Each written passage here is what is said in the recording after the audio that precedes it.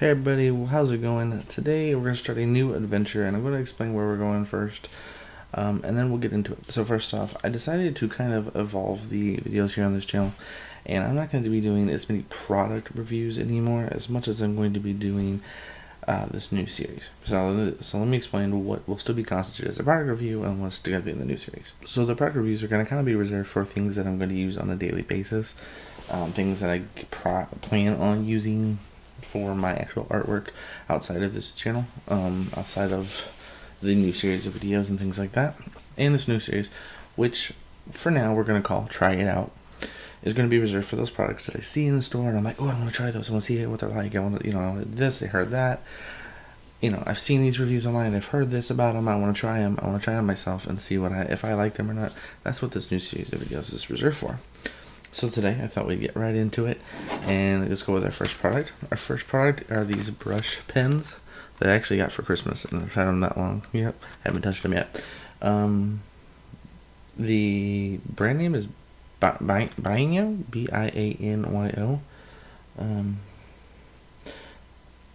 Bianyo Collections looks like the brand name. They do have a Facebook and a Twitter on there, so I can't say their names. I'm sorry to butcher that if this company happens to see this product review. Sorry. Basic colors.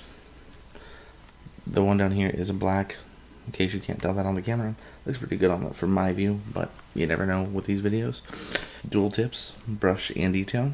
0.8mm detail.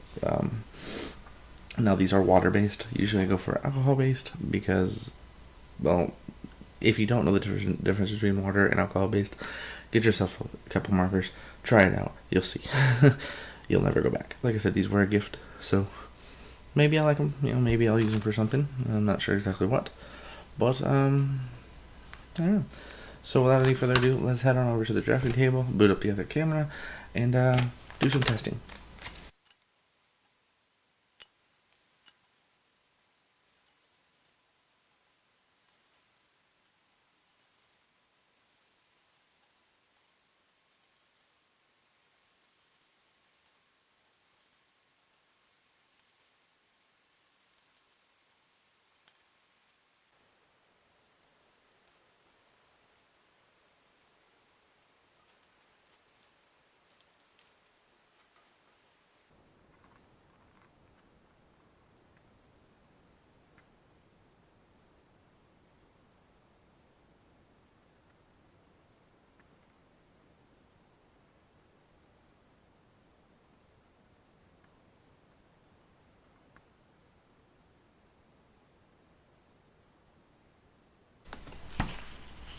Alright, so we're back from the table. There's the little color swatches that I did. I did notice a few things about them.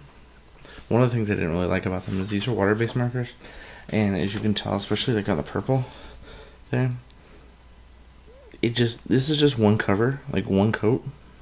There's no layers here, and a lot of markers do this, but it just seems especially right there in that purple, like in the big swatch there, that it just kind of like the white really still showed through.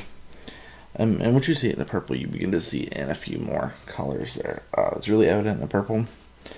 You can see it in the green a little bit. And even some in the darker blue. That being said, though, it's not the end of the world. These are, water-based markers. While they're nice, a lot of artists actually use the alcohol-based markers, and that's just kind of a normal thing for us. But for the average user, for anybody who's just, a hobbyist, anybody who uses these on coloring books, buys them for their kids, or just doodles. You just, like, maybe you're a student, you're just doodling, or you're looking for something for like a project or something like that, and perfect. Are they the kind of markers that I would personally use? Unfortunately not, just because I personally prefer the alcohol-based markers. I prefer the way that they handle and the way the ink dries, but that's not saying these are bad. These are still like a good, like, based on the range of colors and the true, like how true the colors are to the caps and everything like that. I would still give these like a good 3.5 stars. A lot of the reasons I give them less than 5 has to do with the fact that they're not alcohol based, and the fact that the brush tip, as I showed you in the video, is extremely stiff. Like just the very tip bends just a little bit, which I like mine to move a little bit more than that. But I mean, that's just personal preference. But it did take away quite a bit just because they weren't alcohol based. But if they were, these are totally something I could see myself using a lot. I still feel like they have their place in a lot of art kits, or a lot of, you know, tool collections, or whatever you want to call your art supplies. I still feel like they have their place there, just maybe not personally in mine. So thank you guys so much for watching. Remember to hit the like button if you like the video, subscribe if you haven't already, and share these videos with your friends. Come and check out part 2 of this, which will be the challenge, which will be up at a later date. But for now, thank you so much for watching, and I'll see you guys next time.